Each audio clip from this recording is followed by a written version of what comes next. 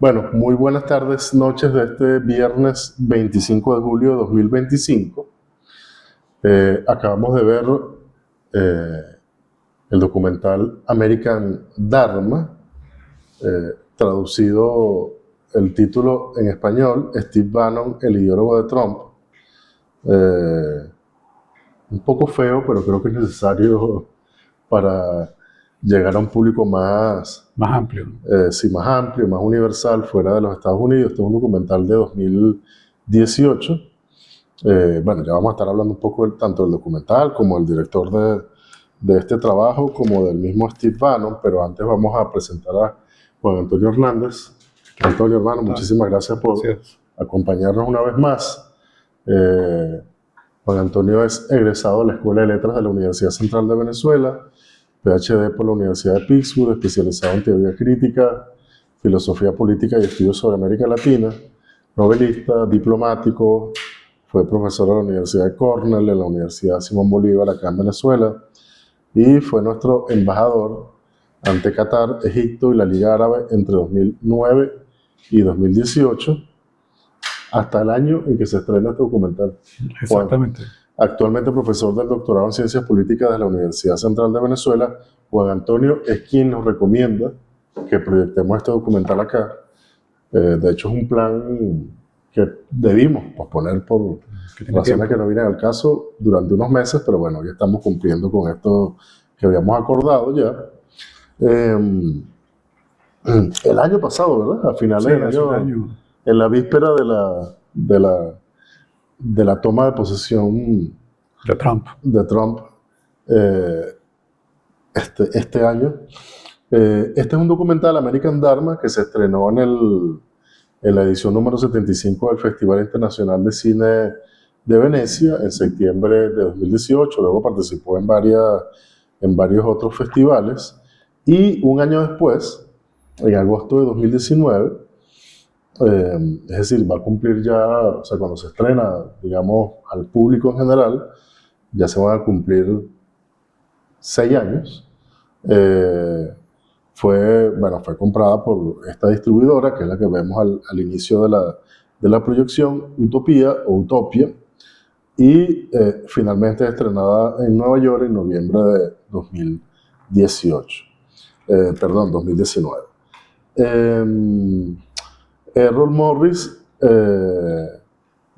digamos, para quienes no necesariamente estamos familiarizados con el trabajo de Errol Morris, caso muy distinto de la sociedad estadounidense. Es un documentalista muy, muy prolífico. Si mi cuenta no está mal, ha hecho 24 documentales. Sí. Además, saca casi que uno por año. Muy premiado también. Muy premiado. American Dharma es el documental número 18, o sea, después de ese documental continúa haciendo trabajos. Bueno, como ya lo vimos ahorita en la proyección, o mejor dicho, en este documental American Dharma se hace referencia al que es quizás su trabajo más célebre. Tiene trabajo, como bien lo dice Juan Antonio, varios trabajos muy importantes, muy reconocidos, pero tal vez el más importante de todo es La niebla de guerra. La niebla de la guerra, ¿no? Son selecciones de la vida de Robert S. McNamara, un documental de 2003 que de hecho ganó un Oscar, premio Oscar a mejor documental. Bueno, antes de ese, otro que también en su momento tuvo mucho impacto en la sociedad estadounidense, La delgada línea azul, entre otros, ¿no? Fíjate, yo no recordaba, cuando tú me lo recomendaste, hace casi un año, yo vi este documental por primera vez, ahorita lo volvimos a ver, y yo no recordaba ese detalle de que Steve Bannon se inspira en La niebla de la guerra, y a partir de allí también tiene una carrera como productor cinematográfico, ¿no? Ya vamos a hablar de eso. Bueno, Errol Morris no solamente hace documentales, hace un montón de cosas, ha escrito varios libros, entre ellos, muchachos, Rome, Sandra, un libro que se llama Observaciones sobre los misterios de la fotografía, debe ser bastante buena, libro de 2011. Bueno, este este Errol Morris lee en su momento un libro que creo que también es de 2018, del mismo año, Fuego y Furia, de Michael Wolff. Y en ese momento es que decide que quiere entrevistar a Steve Bannon, ¿no? O comienza como a maquinar la idea de entrevistar a Bannon, que es, digamos, bueno, tal y como lo dice el título en español de este documental, el ideólogo de Trump, ¿no?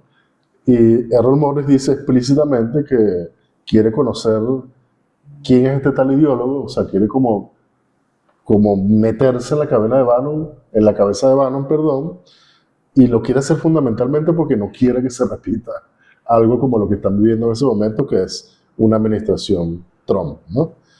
Bueno, evidentemente no funcionó.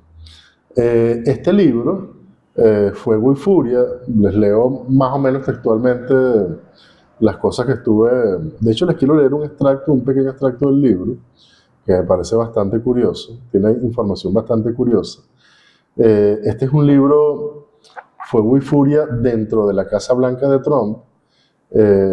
Dicen las reseñas, detalla el comportamiento del presidente estadounidense Donald Trump, el equipo de su campaña presidencial de 2016 y el personal de la Casa Blanca. Destaca descripciones del comportamiento de Trump, las interacciones caóticas entre el personal de alto rango de la Casa Blanca y los comentarios despectivos sobre la familia Trump por parte del jefe de estrategia de la Casa Blanca, Steve Bannon. Trump es descrito como alguien con baja estima por parte de su personal de la Casa Blanca, lo que lleva a Wolff a afirmar que, cito textualmente, el 100% de su entorno cree que Trump no es apto para el cargo, ahí está otra vez, como presidente. Según el libro, nadie en el equipo de campaña presidencial esperaba ganar las elecciones presidenciales de 2016, incluyendo a Donald Trump, quien, según se informa, no quería ganar, y su esposa. Donald Trump Jr. le dijo que su padre, entre comillas, parecía haber visto un fantasma la noche de las elecciones cuando se enteraron los resultados, y Melania Trump estaba llorando y no precisamente de alegría. Es un libro, bueno, bestseller en venta, sí, con una crítica muy favorable, pero también con muchos y muy poderosos detractores que, bueno, básicamente lo descalifican como propaganda anti-Trump, ¿no? Bueno, yo quería leerles este fragmento de este libro, porque además tiene que ver directamente, naturalmente, con lo que acabamos de ver en las cosas, con algunas cosas puntuales que vimos en American Dharma. Y dice así: en el almuerzo del día 8 de agosto, estamos hablando del 8 de agosto de 2017, en la sede del club de Bedminster, el presidente estaba sentado entre Tom Price, secretario de Salud y Servicios Humanos, y su mujer Melania. Kellyanne Conway también estaba presente, igual que Kushner y otros tantos. Se trataba de uno de aquellos eventos de trabajo, entre comillas. Mientras comían, hubo una charla sobre la crisis de los opiáceos, que vino seguido de una declaración del presidente y una breve ronda de preguntas de los periodistas. Es decir, ellos están almorzando, pero hay unos periodistas allí, ellos están intercambiando. A eso se refiere con una jornada de trabajo, ¿no? Entre comillas. Mientras leía su declaración con aire monótono, Trump mantenía la cabeza baja y apoyada en los codos sobre la mesa. Trump como medio fastidiado con la cosa ritual, ¿no? Después de responder una serie de preguntas rutinarias sobre los opiáceos, de repente le hicieron una pregunta sobre Corea del Norte. Y muy al estilo de un personaje de animación de una película stop motion, fue como si cobrara vida. Corea del Norte era un problema que tenía un exceso de detalle y una escasez de respuestas. Un problema que él creía, Trump, producto de una mentalidad simple y de una falta de determinación. Y un problema al que le costaba prestarle atención. Es más, había personalizado cada vez más su antagonismo con el líder norcoreano Kim Jong-un y se había referido a él con frecuentes epítetos peyorativos. Su personal no lo había preparado para aquello, pero con el aparente alivio de poder desviarse del tema de los opiáceos, además de una repentina satisfacción por la oportunidad de abordar un problema tan fastidioso, se aventuró hacia el precipicio de una crisis internacional con un lenguaje que había utilizado con frecuencia en privado, de la misma forma en que solía repetirlo todo y como nos tiene absolutamente acostumbrados. Dijo Trump textualmente: más le vale a Corea del Norte no seguir lanzando amenazas contra Estados Unidos. Tendrán como respuesta un fuego y una furia como jamás ha visto el mundo. De allí el título del libro. Kim Jong-un se ha mostrado muy amenazador, más allá de lo normal, y como he dicho, las amenazas tendrán como respuesta un fuego y una furia y un poder francamente como jamás ha visto el mundo. Gracias. Corea del Norte, cuya situación se aconsejaba a Trump que le restase importancia, se convirtió ahora en el tema central durante el resto de la semana y tenía los altos cargos del personal ocupados no tanto con el tema en sí, sino con la manera de responder al presidente que estaba amenazando con volver a reventar. Con este trasfondo, casi nadie prestó atención al anuncio que hizo Richard Spencer, partidario de Trump y neonazi estadounidense, aquí vamos Juan, diciendo que estaba organizando una protesta en la Universidad de Virginia, en Charlottesville, contra la retirada de la estatua del general confederado Robert E. Lee. Aquí llegamos como a lo que vemos en la parte final de American Dharma. Unir la derecha, el lema de la manifestación convocada para el sábado 12 de agosto, se había ideado de manera explícita para vincular las políticas de Trump con el nacionalismo blanco. Spencer convoca una protesta nocturna el 11 de agosto, mientras el presidente seguía en Bedminster y continuaba amenazando a Corea del Norte y, pónganle cuidado a esto, amenazando también, y dice, pone entre paréntesis el periodista, el autor del libro, de forma inexplicable para casi todo el mundo en su personal, con una intervención militar en Venezuela. A las 8:45, con el presidente en Bedminster ya retirado a descansar, unos 250 jóvenes vestidos con pantalones de color caqui y camisas polo, un estilo de vestir muy al estilo de Trump, iniciaron un desfile organizado con antorchas de queroseno por el campus de la Universidad de Virginia, ¿cierto, Virginia? El escenario se encontraba bajo el control de unos instructores que dirigían la marcha con auriculares y micrófonos. A una señal, los manifestantes comenzaron a gritar los eslóganes oficiales del movimiento: sangre y tierra, no ocuparéis nuestro sitio, los judíos no ocuparán nuestro sitio, como bien se ve en el documental, ¿no? Poco después, en el centro del campus, cerca de una estatua de Thomas Jefferson, fundador de la universidad, el grupo de Spencer se topó con una contramanifestación. Prácticamente sin presencia policial, lo que vino a continuación fueron los primeros tumultos y los primeros heridos del fin de semana, un fin de semana que fue sumamente, como recordaremos, bastante agitado, con víctimas mortales incluidas. Otra vez, desde las 8 de la mañana del día siguiente, el parque cercano a la estatua del general Lee se convirtió en el campo de batalla de un movimiento racista que apareció de forma repentina con cachiporras, escudos, masas, pistolas y rifles automáticos. Virginia es un estado donde se pueden llevar armas de fuego en público y de forma abierta.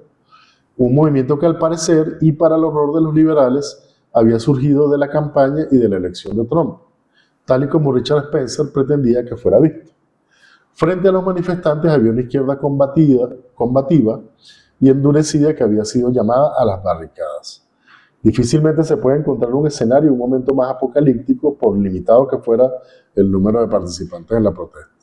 Durante gran parte de la mañana se produjo una serie de cargas y contracargas, un combate con piedras y botellas, con unas fuerzas policiales que parecían quedarse al margen sin intervenir.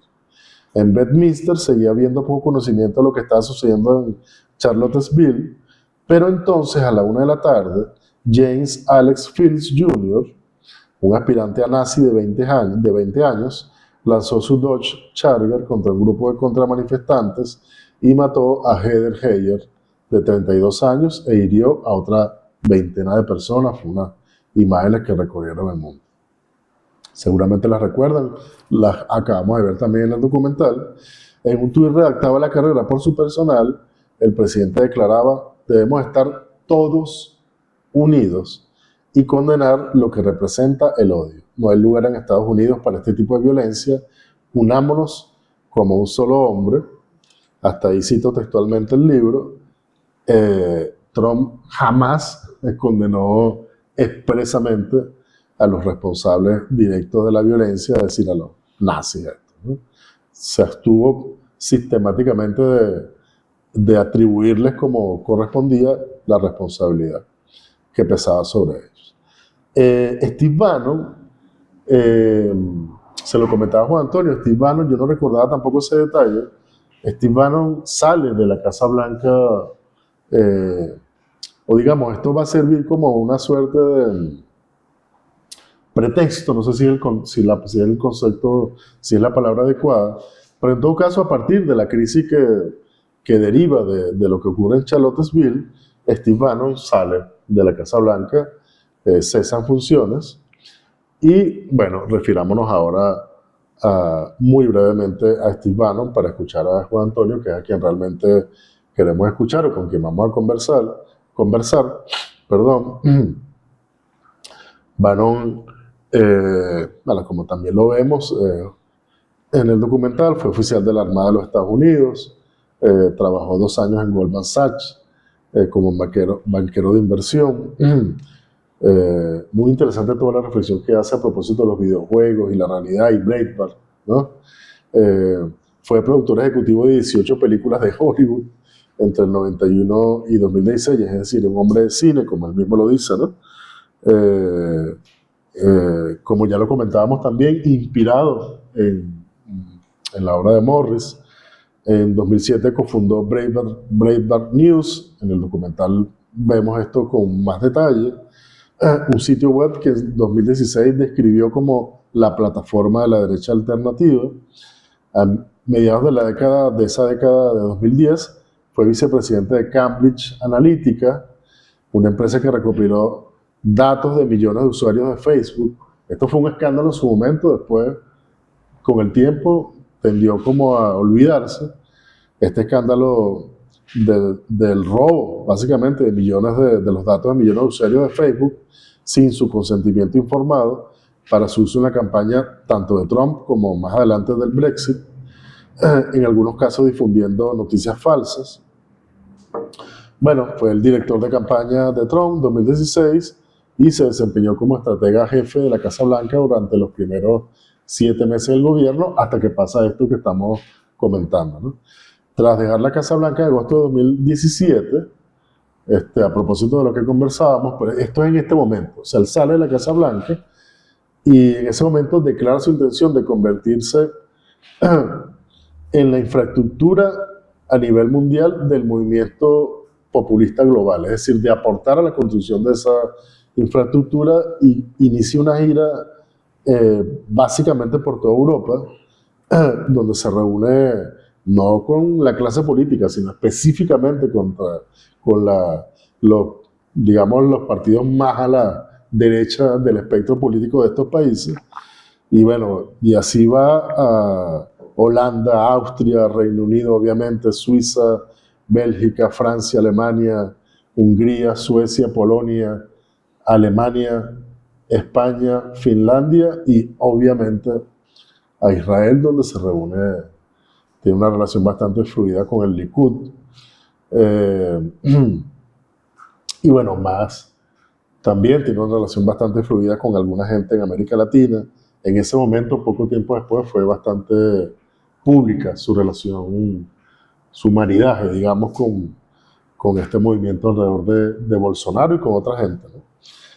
Bueno, este es el personaje que entrevista Errol Morris en American Dharma, y para, bueno, conversar a propósito de toda esta información de contexto que yo les he compartido en este momento, es que tenemos a Juan Antonio aquí con nosotros. Nuevamente, muchísimas gracias, Juan, por acompañarnos. Y bueno, gracias a ustedes, ¿no?, por la invitación.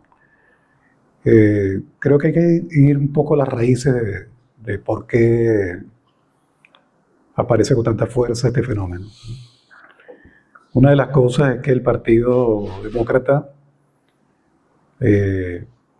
ha perdido su conexión con la clase obrera norteamericana. Eso lo hemos visto incluso en documentales de Michael Moore, ¿no? Sobre su pueblo en Michigan, ¿no? Cómo se destruyó todo ese parque industrial, sí, y la cantidad de gente que quedó sin empleo, ¿no? Y creo que esa es una de las las causas más importantes de la pérdida de hegemonía cultural y política del Partido Demócrata. Digamos que la herencia de Roosevelt, de algún modo, se perdió hace ya mucho tiempo.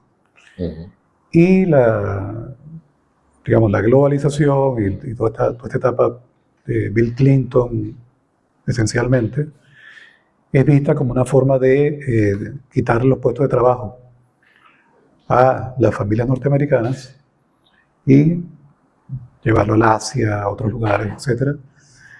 Y eso ha generado mucho resentimiento.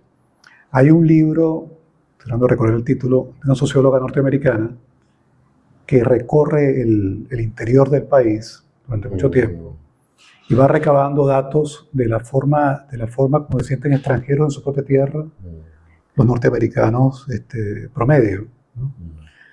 Es un libro que antecede al triunfo de Trump, ¿no? Y creo que uno ve aquí con mucha claridad que Bannon, bueno, ha leído a Gramsci, ¿no? Sin ninguna duda, ¿no? Y el concepto de hegemonía... Parece evidente. Sí, siempre es evidente. El concepto de hegemonía está claramente expresado allí.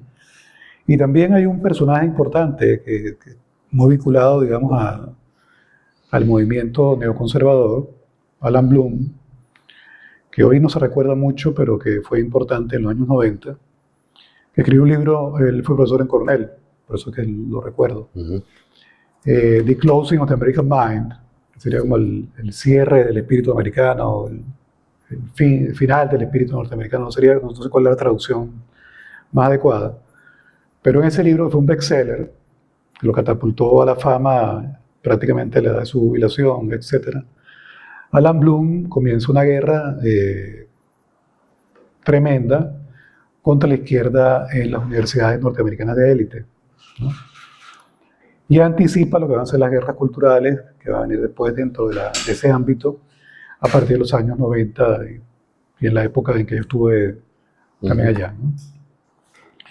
Y claro, el problema es que mucha gente, digamos, el que vota por Trump, el que lee las noticias de Breitbart News, etc., en general siente que estas referencias de sectores del Partido Demócrata a, qué sé yo, las identidades de género, etc., es decir, las políticas de identidad, no se ven representados en eso, ¿no? El problema de ellos es el empleo, el problema de ellos es la vivienda, el problema de ellos es la salud, el problema de ellos es, bueno, qué pasa con la infraestructura de Estados Unidos, que como todo el mundo sabe, tiene muchos años sin ser renovada, ¿no? Las grandes autopistas, aeropuertos, etc., ¿no? Y eso es un tema que mucha gente, partiendo del sentido común, para hablar en términos también gramscianos, ven todo esto, ven la guerra en Irak, ven la guerra en Afganistán, ven los distintos conflictos que prácticamente, se han tragado miles y miles y miles de millones de dólares. Y entonces, ahí comienzan a aparecer todas las teorías conspirativas que Bannon ha promovido sobre una élite globalista que quiere básicamente establecer un gobierno mundial, etc., ¿no? Y ese discurso ha tenido mucho éxito, sin ninguna duda, ¿no? Y creo que se va a quedar por un buen tiempo, ¿no? Tengo la impresión de que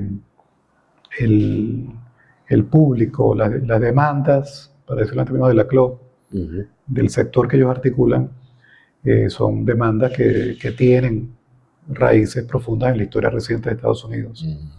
Es decir, que ha habido una falla tremenda de cualquier otro tipo de liderazgo en capitalizar ese descontento. Y entonces, claro, evidentemente esa visión nacionalista además entra en consonancia con una especie de hegemonía actual de lo que podríamos llamar una visión post-liberal del mundo, ¿no? Que eso se ha venido discutiendo desde hace unos cuantos años hasta ahora, ¿no? Es muy sencillo ver en revistas especializadas como Foreign Affairs o cualquier otra, muchos artículos sobre esa idea de un mundo post-liberal, ¿no? En ese sentido, también cabe recordar, estamos hablando del libro de Teitelbaum, ¿no? Del War for Eternity, la guerra por la eternidad, ¿no?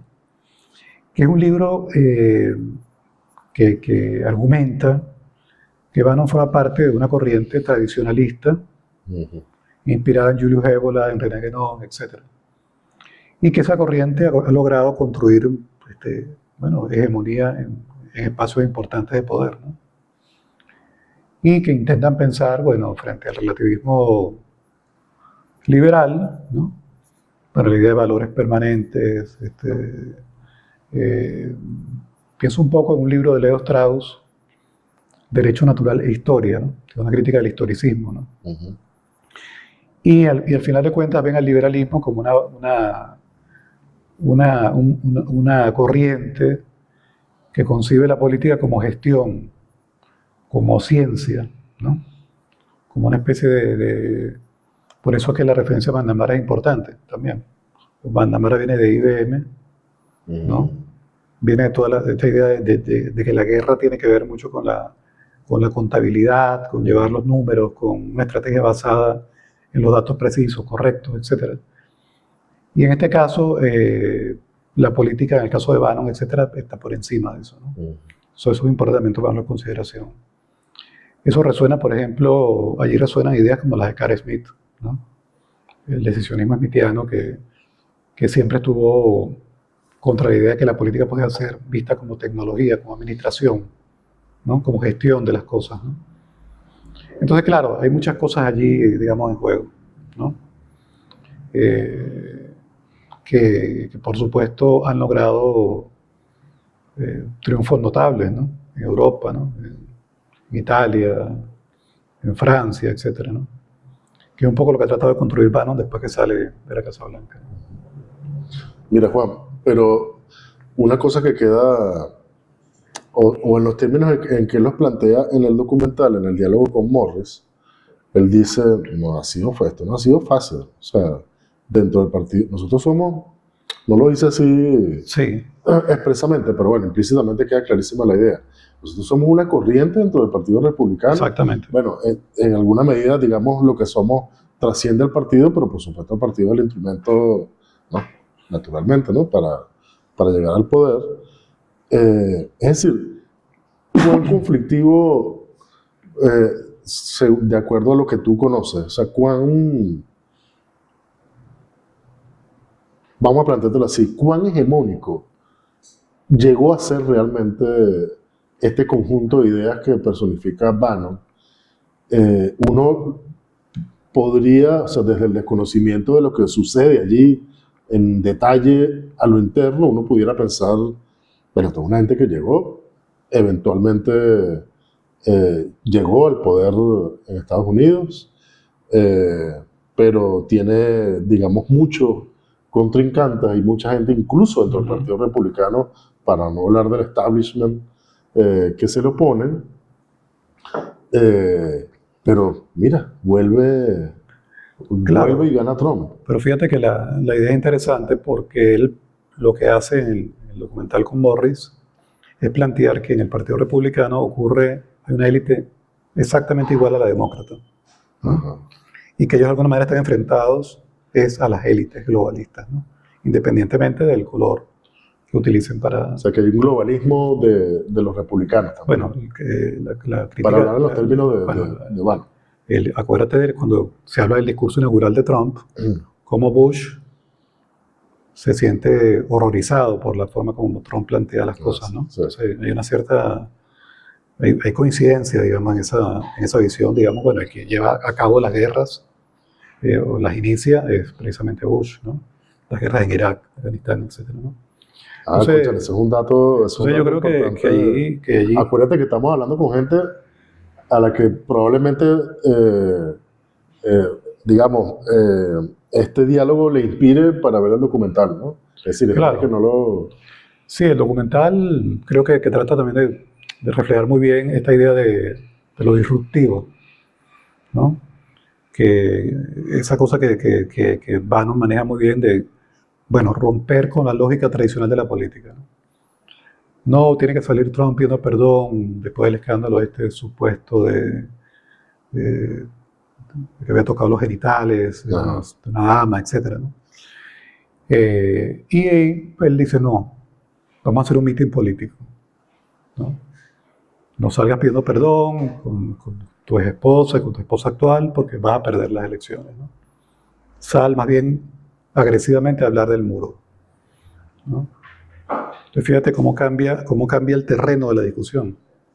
Si ya el problema no es este escándalo que, independientemente de su importancia, ¿no?, es un terreno que la gran mayoría de los norteamericanos dicen, bueno, ya va un momento, el muro, la inmigración ilegal, o este debate que tiene que ver más bien con un tema, o sea, el cálculo pareciera ser algo así, Juan, algo así como que la gente sabe que los políticos actúan de esa manera.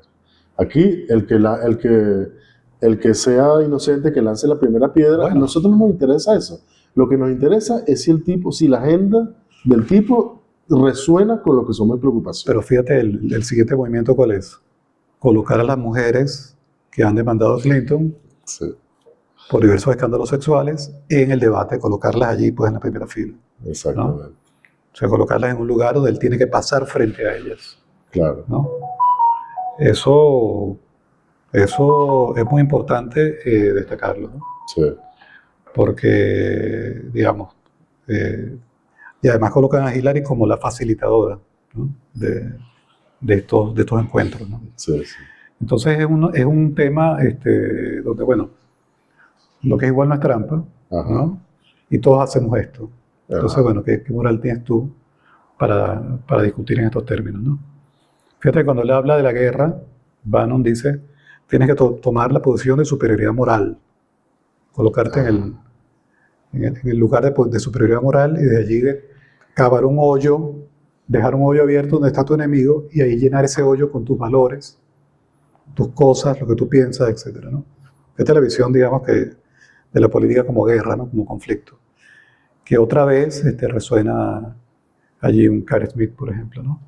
Bueno, no, y esa referencia, eso que dice, cuando Hillary responde, no recuerdo si es en ese mismo, a propósito de ese mismo escándalo, creo que no, pero bueno, no importa, no es tan relevante, que Hillary dice, a esta gente la tenemos bien identificada, cuidado, esto es un peligro, esta es una gente que se conoce como la derecha alternativa, y esta gente va contra los migrantes y contra los, etcétera, etcétera, etcétera. Y el efecto que y tiene. Bannon dice, si este va a ser el discurso de esta gente, perdieron las elecciones. Están perdidos. Perdieron las elecciones porque aquí estamos hablando o sea, lo que estamos poniendo sobre la mesa es la clase trabajadora. Claro. Por supuesto, siempre desde su perspectiva, ¿no? Pero, digamos, los intereses de la clase trabajadora y tal, bueno, que se sigan lanzando por ahí por lo de la política identitaria porque van a perder. Bueno, de su perspectiva, sí, tienes razón, pero hay que decir que ese discurso resuena allí.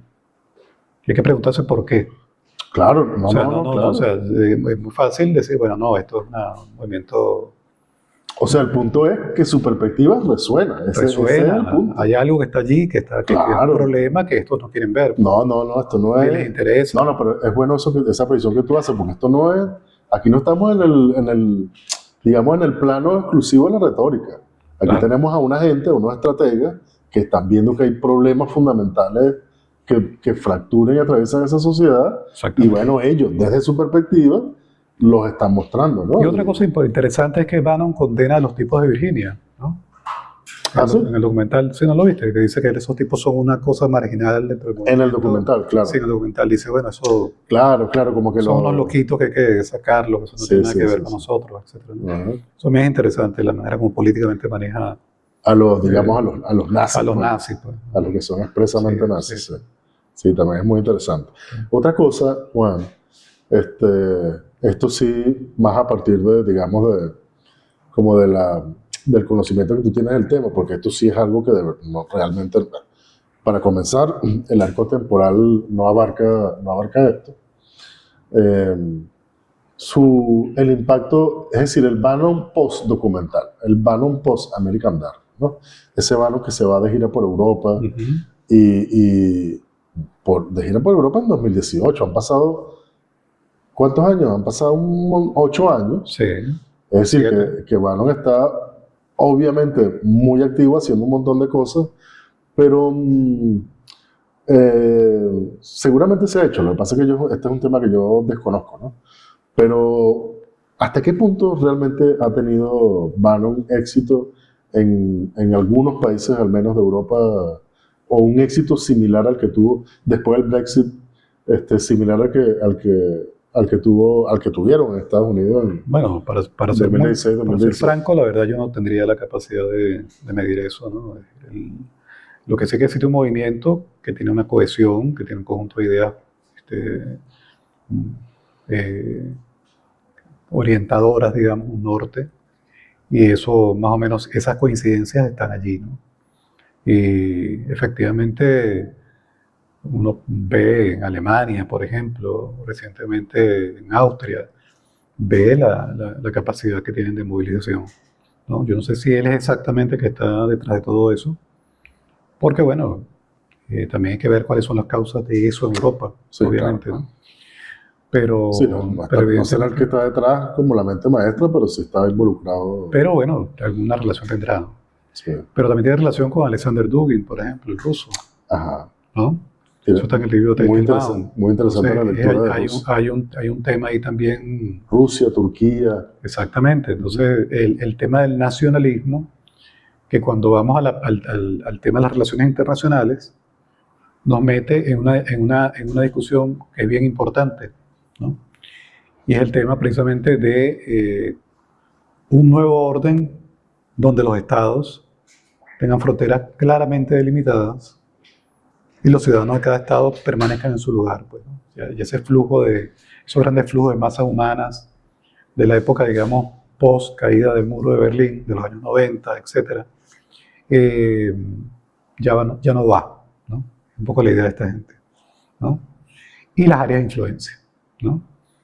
Las áreas de influencia o los grandes espacios, como diría un pensador geopolítico realista, del realismo geopolítico, y creo que ese es un poco lo que hay detrás, digamos, desde el punto de vista estratégico. Que es difícil incluso concebirlo, ¿no? Porque es que toda la lógica digamos, el sistema capitalista Bueno, pero fíjate, dinamita permanentemente esto de la... pero es que además las nuevas tecnologías digitales también van en contra de eso. Entonces hay ahí una paradoja, ¿no?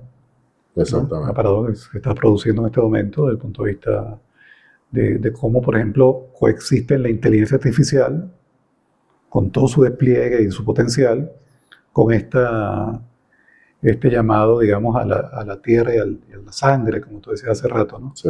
Que es un sector también muy minoritario, ¿no? Es un eslogan Los nazis. nazi, ¿no? Eso es una cosa que habría que decirlo, ¿no? Se ha hablado de tecnofeudalismo, se ha hablado de... Hay muchas formas, digamos, hay muchos términos que se han empleado para hablar de Varoufakis, ¿no? Que es el que habla de tecnofeudalismo. este. Pero viste que a Morris le dicen, hay gente que lo criticó. Le dijo, hermano, usted tuvo la oportunidad de oro para fulminar a este tipo y lo dejó con vida, ¿no? Es decir, que no fue lo suficientemente... No creo. No, bueno, pero ahí No, de verdad se le han hecho ese tipo de críticas. No creo. Habiendo dicho eso, en varias oportunidades, incluso para quienes no somos expertos en estos asuntos, digamos, de la geopolítica,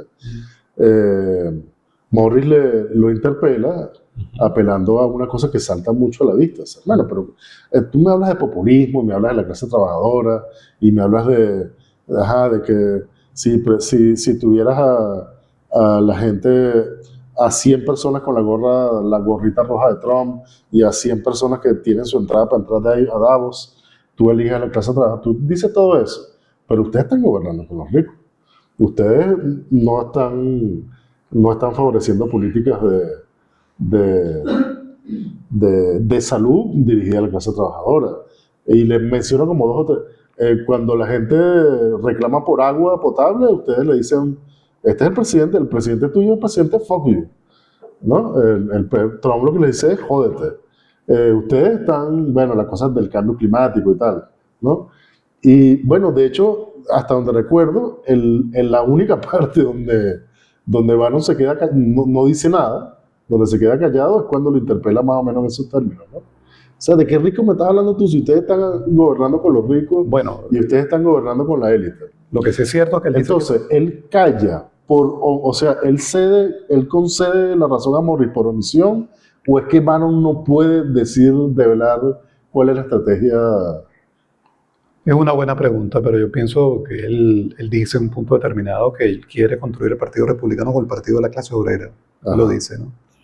Y dice que le cuesta mucho. Y que le cuesta mucho, exactamente, ¿no? Naturalmente, ¿no? Pero, por supuesto. El Partido Republicano, ¿no? Pero bueno, pero el Partido Republicano también en el siglo XIX fue el partido de Lincoln. Ajá, Entonces exacto. también esa es otra historia. Entonces, digamos, son dos partidos que tienen historias complejas, los dos, ¿no? Tanto el demócrata como el republicano, ¿no? Exacto. Entonces, habría que ver ahí cómo se da esa posibilidad de seguir interpelando a sus sectores, ¿no? Porque él, al final lo que dice es, aquí va a haber una revolución, lo quieras o no. Sí, sí. Y el problema es quién controla entonces Sí. el momento. Ahí sí es, ¿cómo se llama? Ahí sí es apocalíptico, pero en el sentido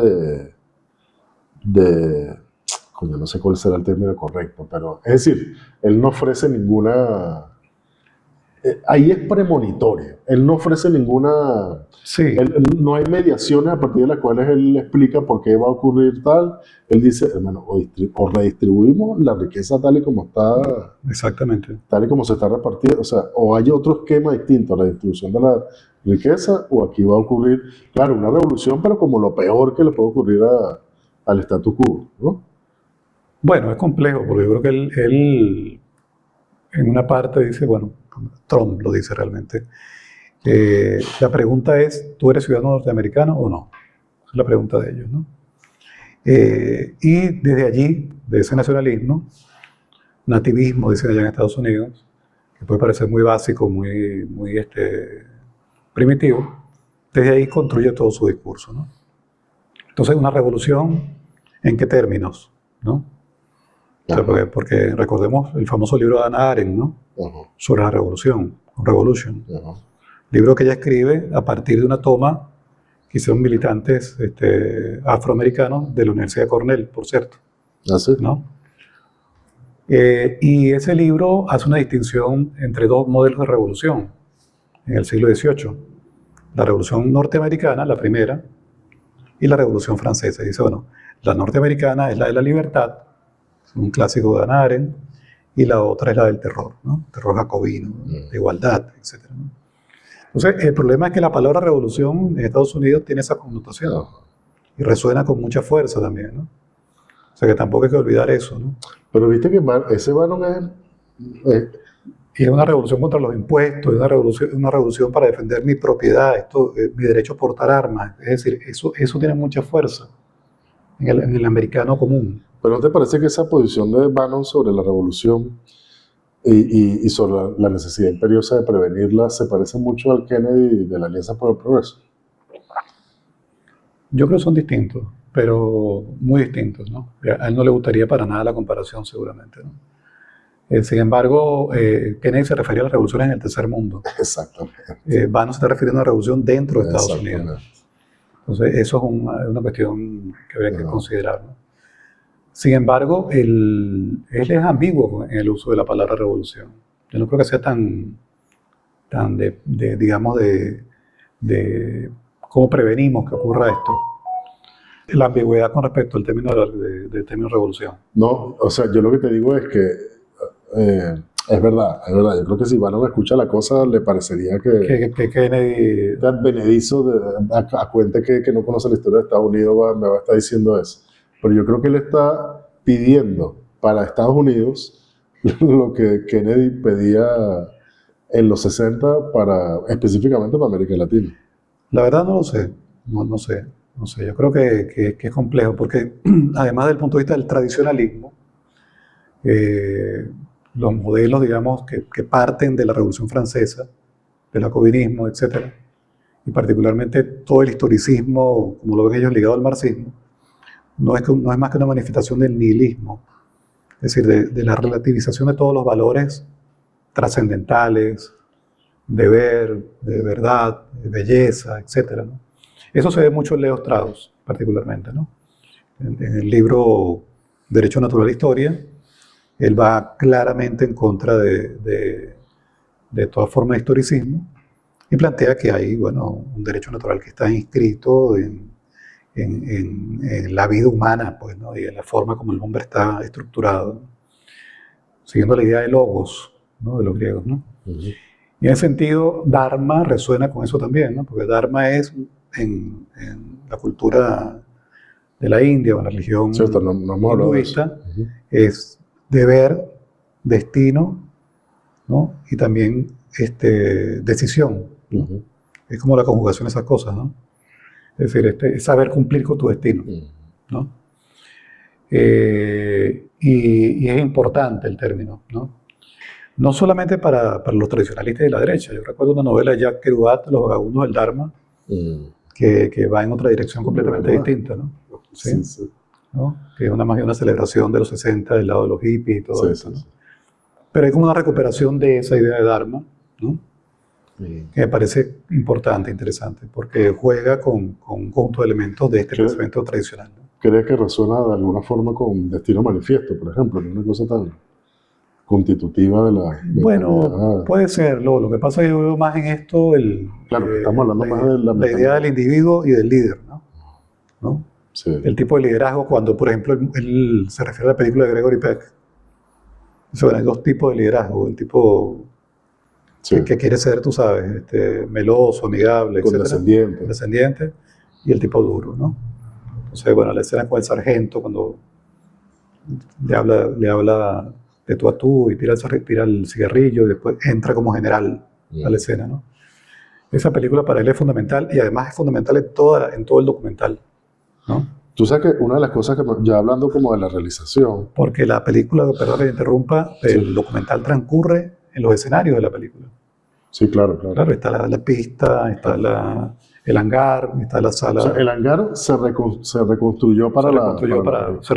Pero es en ese lugar. Pero es en ese lugar, exactamente. Sí. Esa es una cosa ya un poco al margen como de lo sustantivo. Es una cosa que me parece que le da mucho valor, vamos a decirlo estético, pero en el sentido general de estético. O sea, creo que hace... Bueno, como Niebla de Guerra también tiene esos efectos, ¿no? Sí. Tiene mucho de... Es que yo eso no lo he visto. ¿Lo has visto? No, debe verlo. No lo he visto. No, después de esto quedó... Niebla de Guerra de hecho, hay más de uno que quiero ver. Niebla de Guerra es impactante. Sí, no, entiendo que es un clásico, que yo tengo pendiente del cine político, ¿no? Estoy pendiente de verse.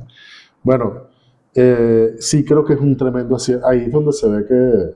O sea, si como en mi caso, es el primer trabajo que ves de Errol Morris, tú dices, wow, o sea, ¿de qué manera el tipo va construyendo, digamos, va estructurando la historia? Pues son miles de horas de grabación, ¿no? Reducidas a ¿qué? 1 hora y media. 1 hora y media. Y cómo hace girar todo en torno a las películas, ¿no? Claro, son 2 hombres de cine, ¿no? Son 2 hombres de cine, pero también... tenemos ahí clásicos absolutos, The Searcher. Sí, de John Wayne, etcétera, ¿no? Pero digamos que y bueno, las películas de Reagan, que eran todas malísimas, pero que a él lo interpelan, ¿no? Las películas que Reagan era actor, ¿no? Sí. Pero digamos que también el juego con la cultura de masas es muy importante, claro. ¿no? O sea, porque hay también toda esta idea de una élite hollywoodense que de alguna manera ha traicionado el cine de la edad de oro de Hollywood, que tenía valores, tenía principios, tenía un conjunto de ideas sobre lo que significa ser norteamericano. Y entonces hoy en día las películas van por otro lado, digamos, ¿no? Es como una recuperación de esa idea, ¿no? Exactamente. Yo creo que podemos cerrar con esa reflexión para no hacerlo tan largo. Eso es, claro, como es un tema con el que estoy más familiarizado, eso me parece que es otro aporte muy importante. O sea, me hizo pensar mucho. Y el otro momento, perdón que interrumpa, otro momento importante de la película, del documental, perdón, hay muchos, ¿no? Pero está el tema de la hija que se está graduando de West Point. Y él descubre que los uniformes están hechos en Vietnam, ¿no? En Vietnam. Entonces hay, bueno, 50.000 muertos nuestros, 30 millones de muertos allá en el sudeste asiático para esto. ¿no? Exactamente. Entonces esa reflexión, Hoy sería Made in China, yo ¿no? creo que no, yo creo que resuena no solamente en la derecha, en los nacionalistas norteamericanos, sino también en todos, ¿no? Porque, Sí, bueno, ¿qué fue lo que pasó aquí, no? sí, sí. Y eso conecta directamente con Niebla de Guerra, ¿no? Que son las reflexiones de McNamara sobre Vietnam, Ok, ok. ¿no?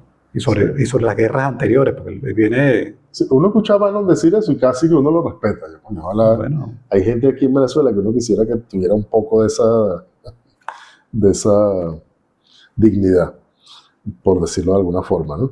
Guardando la distancia. Volviendo a lo del cine, Juan, y a lo del cine y a lo de los medios. Fíjate que él dice, sí, los clásicos, o sea, las películas en las que me formé, sería muy interesante hacer el ejercicio de ver algunas de las películas de las que él produjo, que vi que todas tienen como un contenido más o menos expresamente político. Eh, él reivindica mucho el cine ese de los 30, 40, 50, 60, sí. como de esas, Bueno, hasta los 60. hasta los 60, Después de los 60 viene otra cosa. porque nos ofrecen una versión idealizada de Estados Unidos. Utiliza ese término. Sí, él usa ese De hecho, lo anoté. Y eso es, viste que luego cuando estaba hablando como de su etapa Breitbart, a la que casi no nos referimos, pero bueno, pero es sumamente importante. De hecho, creo que uno de los filones de análisis más importantes de todo esto que se conoce como la derecha alternativa actualmente, y la política que está tratando como de promover esta derecha. Viste que él dice, se está refiriendo a este tipo, que no recuerdo cómo se llama. Andrew Breitbart, ¿no? Exactamente, a Breitbart. Que es el fundador. Sí, porque aquí viste que aquí en la reseña esta que yo mismo leí, cofundador, no fue ningún cofundador, nada. El fundador fue Breitbart, y él termina siendo como el que continúa esa tarea, ¿no? Que además Breitbart tiene esa idea, digo, el personaje, esa idea del tipo combativo. ¿Sí? Ajá. Tipo combativo que no le importa morirse de un infarto cuando se lo habían pronosticado, Claro. con tal de seguir el combate contra los liberales a como dé lugar, ¿no? Exactamente. No. Bueno, que es lo que el episodio Que es lo que narra refleja lo Bueno, pero fíjate que él dice, cada generación nace un tipo que lo entiende, hermano, que lo entiende. Y en esta generación fue Breitbart. Ajá, pero ¿qué es lo que entiende Breitbart? Bueno, entiende el manejo de los medios, o sea, como bueno, digamos que hay un cierto saber hacer de la cosa digital y los medios digitales y tal, en los que no profundiza, pero dice, ¿qué es lo que te ofrece Breitbart? Breitbart lo que te ofrece o sea, frente al mundo que tú añoras, frente a ese statu quo que tú rechazas, Breitbart lo que te ofrece es la posibilidad de un mundo idealizado, tal cual el cine que él admira, que te permite mostrar lo que tú consideras la mejor versión de ti mismo. Ahí lo de los juegos, porque viste que lo de los juegos realmente es su etapa en Goldman Sachs, y ellos especulando con la moneda y el oro y tal, ¿no?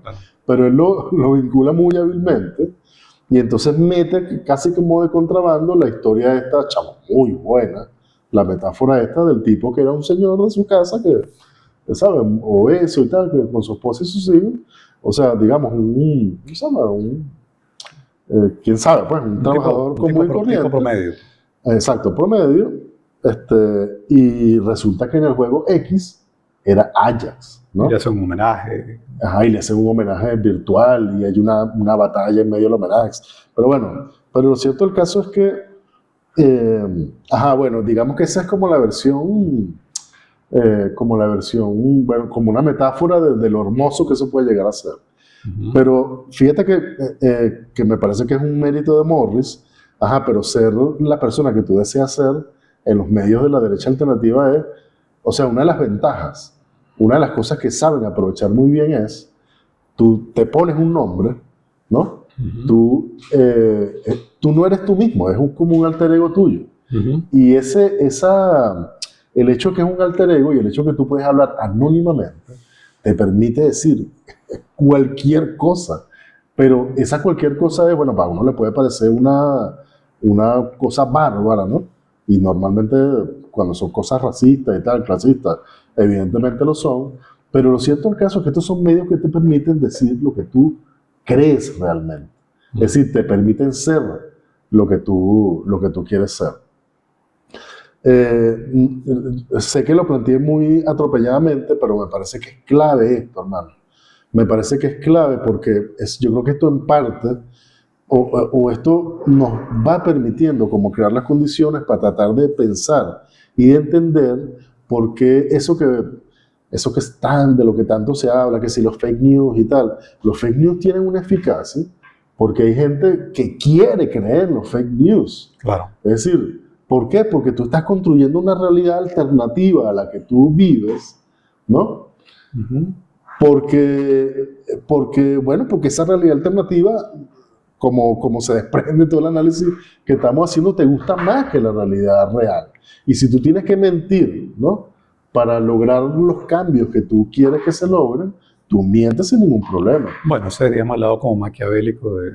Exactamente. ¿No? Bueno, pero yo creo que eso es entre líneas lo que él nos dice. Claro. Este tipo supo cómo hacer esto en los medios, en estos portales de noticias. Y cierro este comentario, Juan, diciendo que me parece un tremendo peligro que la izquierda, que indudablemente aquí en Venezuela y en todas partes, está tratando de entender la lógica con la que operan, o sea, la eficacia política con la que operan estos medios y estas corrientes ideológicas y todo y lo que ellos llaman la guerra cultural, etcétera.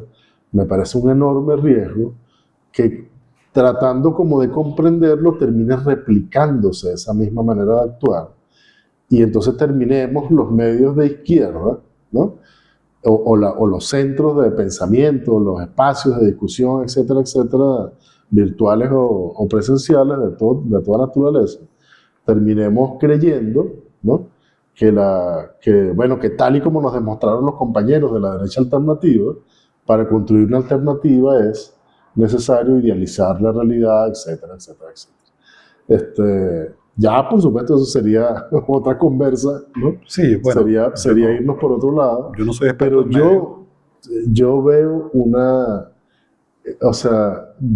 una tendencia en esa dirección,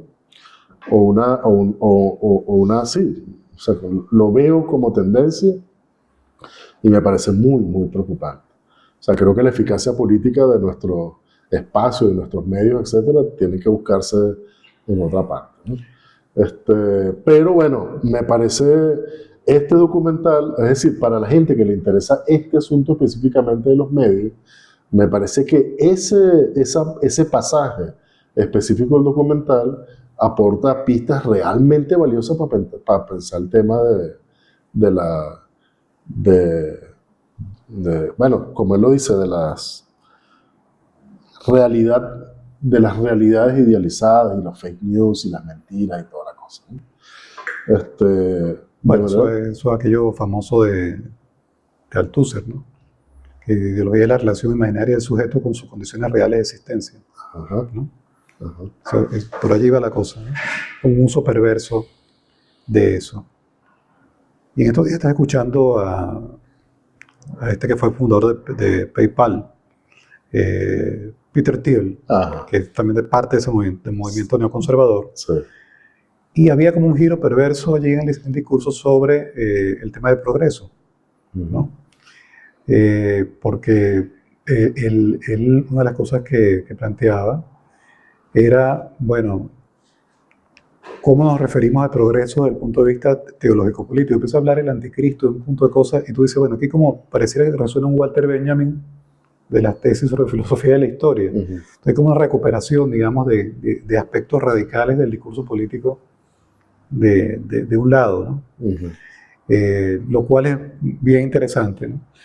Y menciono esto porque una de las cosas que más me interesan ahorita es ver este tema, digamos, de esta dualidad o de esta aparente dualidad o contradicción entre la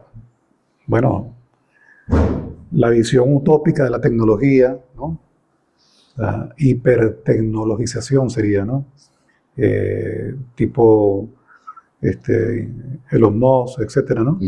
Y la coexistencia de eso con la idea de un Estado nacional cerrado sobre sí mismo, etcétera, ¿no?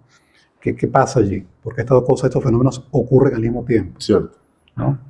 Eso habría que planteárselo como pregunta de acuerdo, de nuestra época, ¿no? es cierto. Porque esas dos cosas confluyen en este momento ¿Qué está histórico pasando que allí? está pasando allí, ¿no? Ujú, ¿Y cuál va a ser la síntesis que va a salir de allí? ujú. Si acaso esa síntesis es posible, ¿no? Es correcto. Sería una pregunta que habría que formularse. Sí, de acuerdo contigo, muy pertinente. Bueno, Juan, hermano, muchísimas Bueno, gracias. gracias a ustedes. Muchas Muy gracias. buena conversa. Gracias por la invitación. Gracias a todos.